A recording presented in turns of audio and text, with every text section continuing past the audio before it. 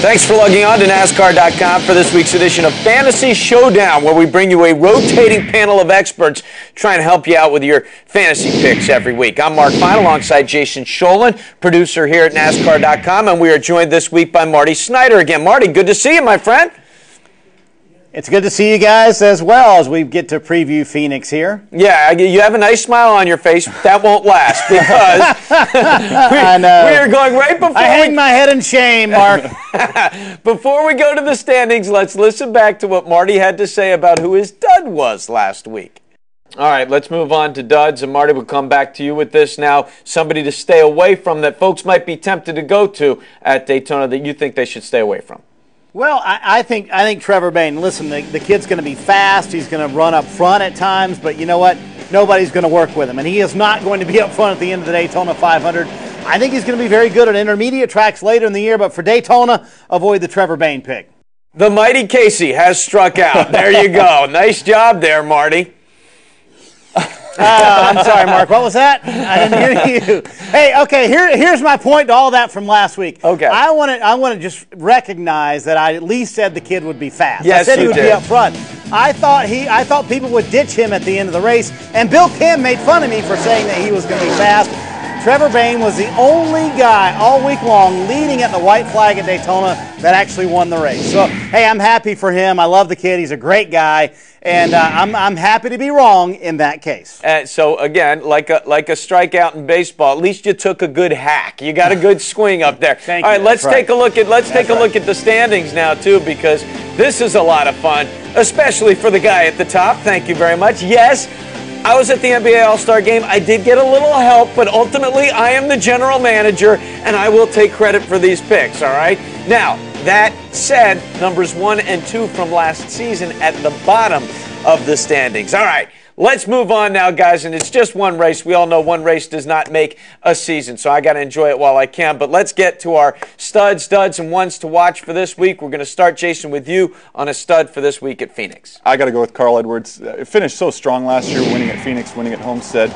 Led a ton of laps, and this new fantasy game that we have, you get a lot of bonus points for that. 6 top 15s in his last 7 starts at Phoenix. You got to ride the hot hand and go with Carl Edwards. Yeah, only week 2. We should remind you folks, check out the way this thing works. Make sure you understand it, because there are a lot of different ways to get points than there have been in the past. Marty, who's your stud this week at Phoenix?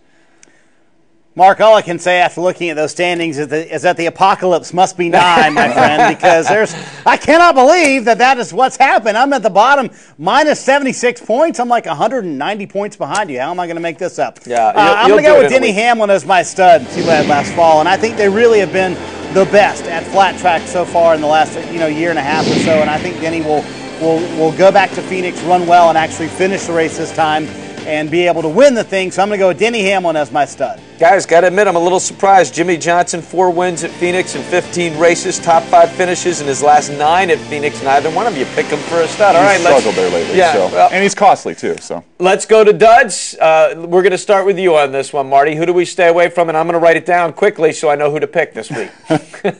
Yeah, exactly. I'm actually terrified to make this pick, but I'm going to go with Kasey Kahne. He has 8 straight races without a top 10 at Phoenix, finished 39th and 30th in his 2 Phoenix races last year.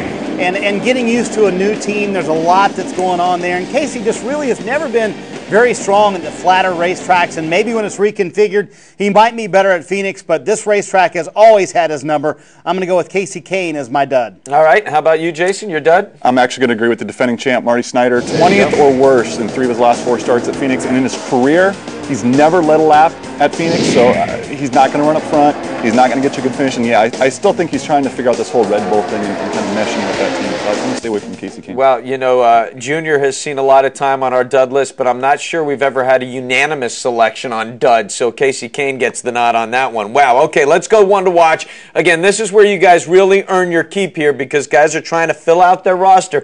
Hey, the big money guys are easy to pick. We all know the names, and we can look at Carl Edwards and those guys and see who has had success, who can sneak up, who's the Trevor Bayne this week, if you will. We'll start with you on this one, Jason. I actually like Marcus Ambrose. I think he runs great at flat tracks, finished 4th in the spring race last year, top 15 in the fall. I think for the money, Marcus Ambrose is an absolute steal. I think he should get you a good top 15 this weekend. Okay, Marty, how about you? Give us one to watch. I'm going to stick with the one that I had from Daytona. Joey Logano finished 10th and 3rd in his 2 Phoenix races last year. Has always been strong at this type of racetrack, and I think they had a decent speed weeks. They had a couple of wrecks, but I mean, I think he ran well and ran up front and got a little bit of confidence going and was very strong at Phoenix last fall. So I'm going to go with Joey Logano. All right, just one more thing to share with you, Marty, before we go. They've told me if things continue, if things continue to go this way, you and I may have to switch roles. I might have to start. You might have to host the show. So just want to prepare you.